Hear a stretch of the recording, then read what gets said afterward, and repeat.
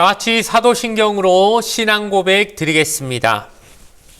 전능하사 천지를 만드신 하나님 아버지를 내가 믿사오며 그 외아들 우리 주 예수 그리스도를 믿사오니 이는 성령으로 잉태하사 동정녀 마리아에게 나시고 본디오 빌라도에게 고난을 받으사 십자가에 못 박혀 죽으시고 장사한 지 사흘 만에 죽은 자 가운데서 다시 살아나시며 하늘에 오르사 전능하신 하나님 우편에 앉아 계시다가 저리로서 산자와 죽은 자를 심판하러 오시리라. 성령을 믿사오며 거룩한 공예와 성도가 서로 교통하는 것과 죄를 사하여 주시는 것과 몸이 다시 사는 것과 영원히 사는 것을 믿사옵나이다. 아멘.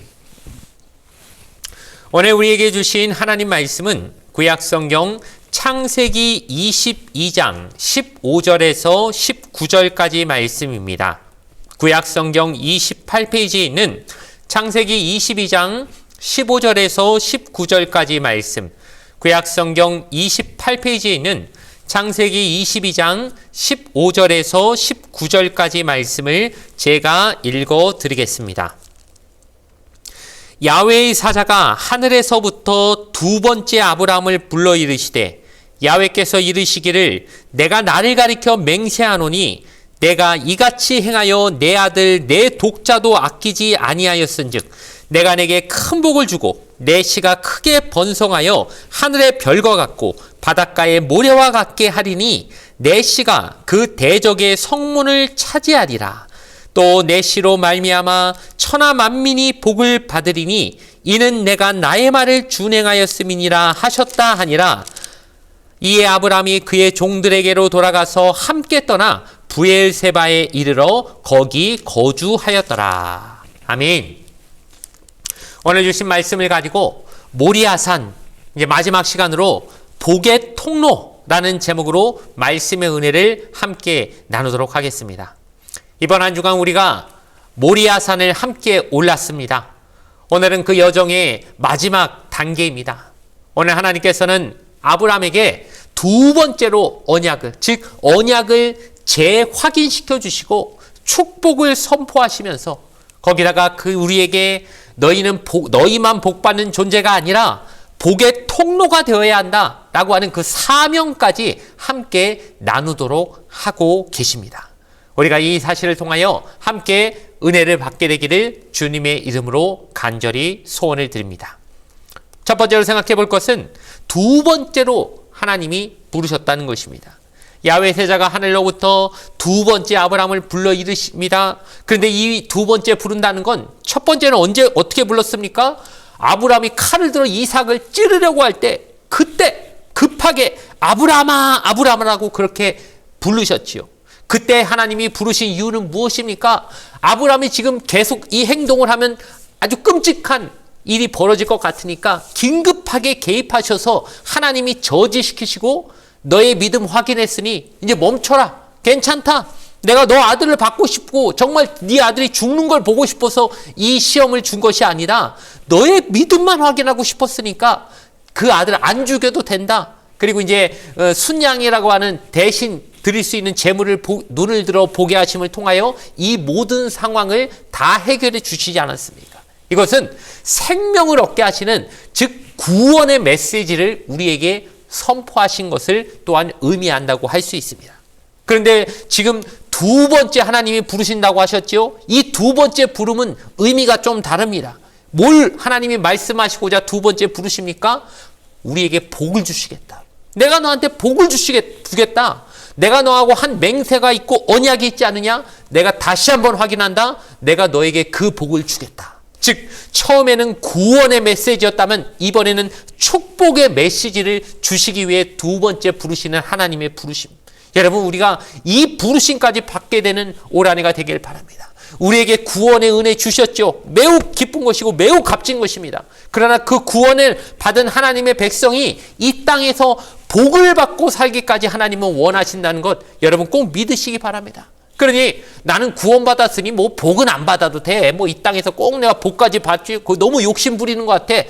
여러분 그렇게 뭐 그게 겸손도 아니고 그게 옳은 것도 아닙니다. 하나님이 주시는 복을 사모하고 간절히 바라는 것이 하나님 자녀된 도리가 되는 것이죠. 그러니 이렇게 아브라함이 받았던 두 번째 축복의 부르심까지 나아가는 저와 여러분의 삶이 되어지길 바랍니다. 하나님이 내가 너한테 복 주겠다 하시면서 뭐라고 하시느냐? 이 너무 정말 저는 이 말씀을 읽으면서 쩌릿쩌릿하게 소름이 돋을 만큼 하나님이 이렇게까지 하시나? 라고 할 만큼 하나님이 정말 아브라함을 복 주시는 것에 대해서 그에게 믿음을 주시기에 어떻게까지 말씀하시느냐? 16절에 보니까 이르시되 야훼께서 이르시기를 내가 나를 가리켜 맹세하노니 이렇게 말씀하시는 것이죠. 여러분, 아니 우리가 보통 야 너 맹세해라 하면은 어떻게 맹세합니까? 뭘 걸지요 보통. 내가 뭐 내가 누구를 걸고 얘기하는데 뭐 하면서 자기 뭐 하여튼 자기보다 좀 높은 사람, 자기보다 더 어마어마한 것을 걸고 맹세를 해야 상대편이 믿을 것 같으니까 대부분 나보다 더 센 것, 나보다 더 힘이 있고 높고 내지는 나보다 더 위치가 높은 어떤 것을 걸고 맹세할 때가 많은데 하나님은 그렇다면 뭘 걸고 맹세하셔야 할까요? 하나님보다 높은 게 없는데, 하나님보다 크고 위대한 게 없는데 하나님이 만약 우리에게 맹세를 하신다면 뭘 가지고 맹세하시겠냐는 겁니까? 하나님보다 더 높은 것은 없으니까 오늘 말씀해 보니까 하나님이 내가 나를 걸고 맹세한다라고 하시니까 이거 얼마나 대단한 얘기입니까? 하나님이 혹시라도 아브라함이 이 맹세를 조금이라도 못 믿어 할까봐 걱정 마라. 내가 나를 가리켜 맹세한다.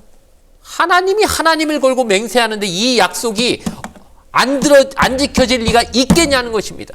그러니까 하나님이 우리에게 주시고자 하는 이 언약이라는 것은 얼마나 하나님이 우리에게 이걸 믿고 살기를 바라신다는지 하나님의 그 간절함을 여러분 이 말씀 안에서 좀 느끼시길 바랍니다.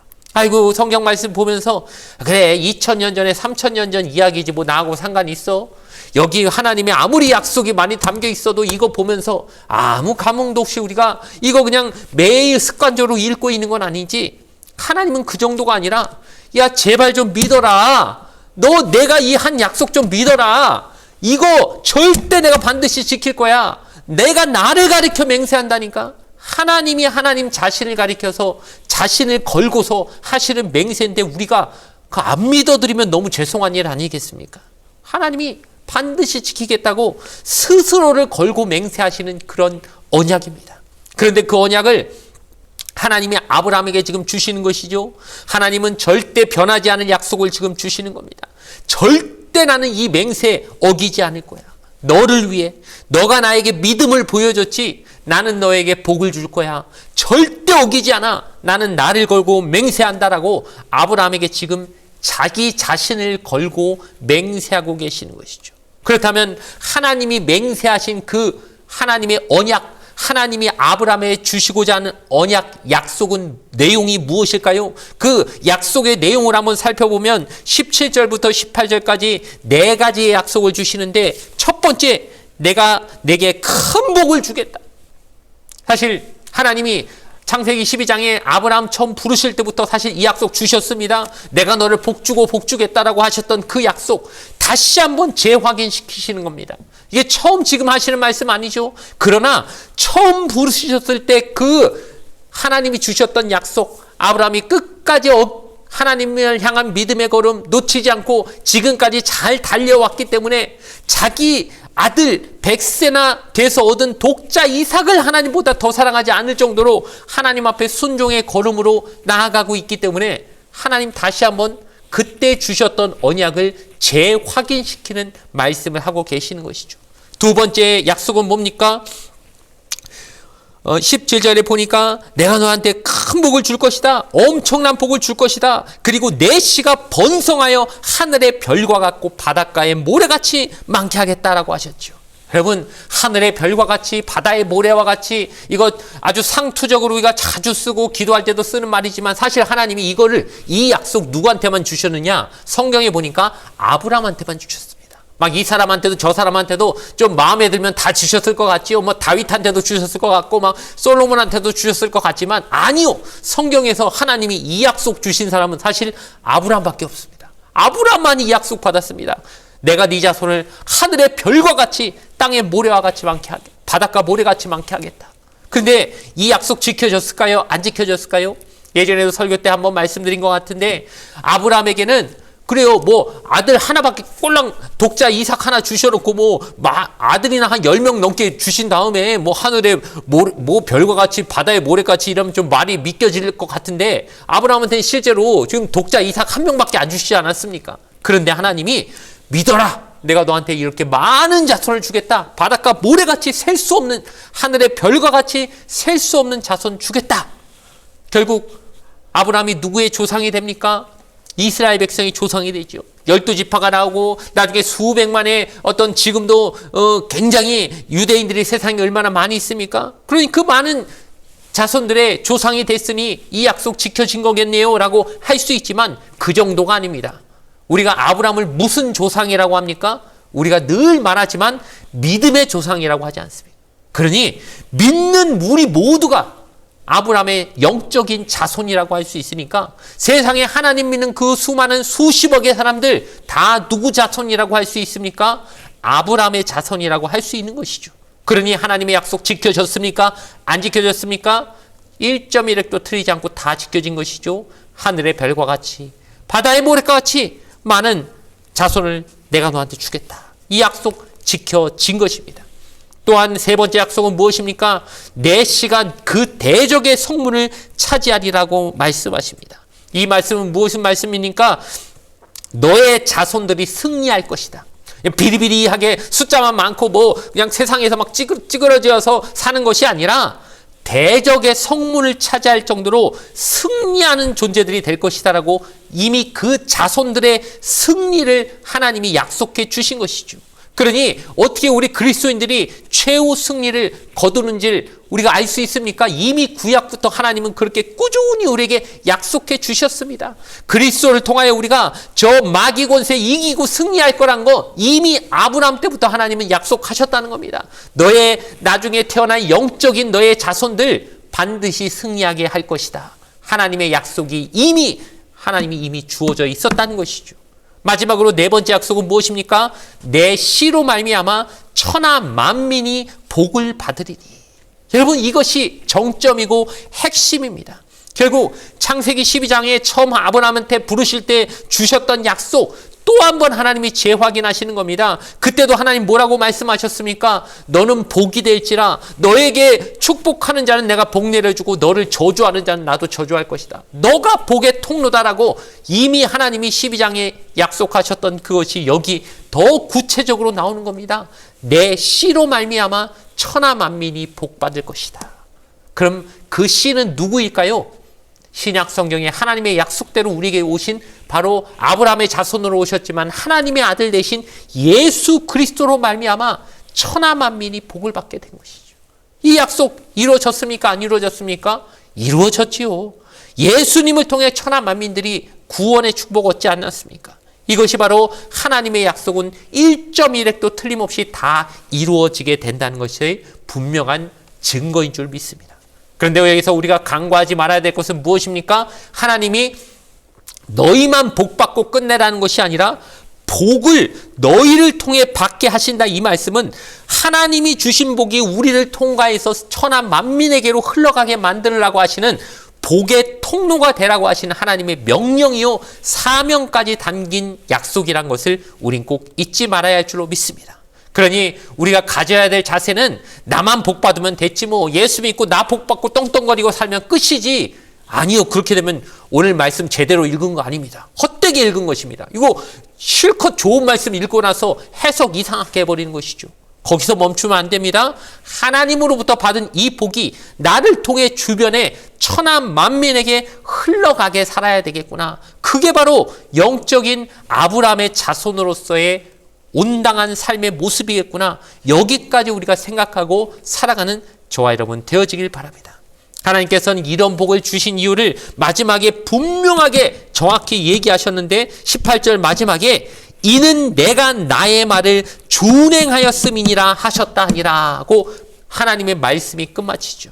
여러분 오해하지 마십시오. 하나님 이 복을 그냥 아브라함 가만히 있는데도 이뻐서 넌 참 이쁘다 하고 그냥 아무것도 안 한 아브라함한테 주신 것이 아닙니다. 물론 하나님의 절대적이고 강권적인 선택이 있었지만 그럼에도 불구하고 오늘 우리가 이제까지 읽어본 쭉 스토리 내용을 살펴봤을 때 아브라함의 뭘 보신 거죠? 믿음을 보신 것이죠. 순종을 보신 것이죠.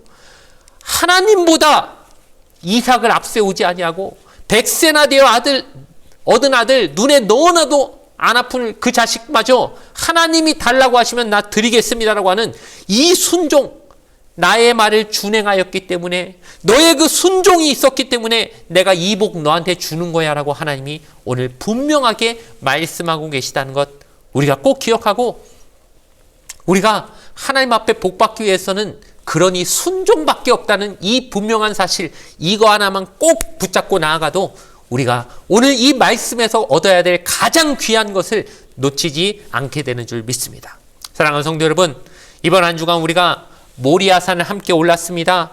첫째 날에는 하나님이 그렇게 아브라함에게 내리신 그 명령에 대해서 아브라함이 뒤로 빼는 게 아니라 자꾸 시간을 지체하는 것이 아니라 아침 일찍이 일어나자마자 말에 안장 세우고 즉각적으로 순종했던 그 순종을 닮아가자고 했습니다. 둘째 날에는 모리아산까지 가는 그 사흘길 아브라함이 마음속에 참 고뇌도 있었을 것이고 흔들림도 있었겠지만 끝까지 하나님 붙잡고 처음에 먹었던 그 굳센 결심 흔들리지 않고 나아갈 수 있도록 하나님이 믿음이 더 단단해지는 일부러 그 사흘이라는 시간을 주셨다는 것, 우리의 신앙도 이렇게 연단의 도가니를 통과해야 되는 시간이 있을 수 있다는 것, 그 과정을 잘 이겨내자고 하는 말씀 함께 나누었죠.